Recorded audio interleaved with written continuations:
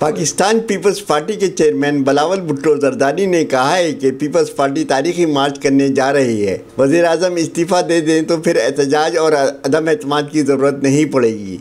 इस मुल्क को मिसाइल में दोचारा है, इससे निजात हम आवाम के लिए दिलवाना चाहते हैं। हम इस्लामाबाद आ रहे हैं, हमारा स्ट्रैटेजी वाज़े है, हमने आप पे जमहूरी हमला करना है। हमारा जिद्दोजहद जारी रहेगा, हम चैन से नहीं बैठेंगे जब तक ये नालायक वज़ीर आज़म को, जिसने हमारा पाकिस्तान के अवाम को मुश्किल में डाला है, इससे हम निजात नहीं दिला।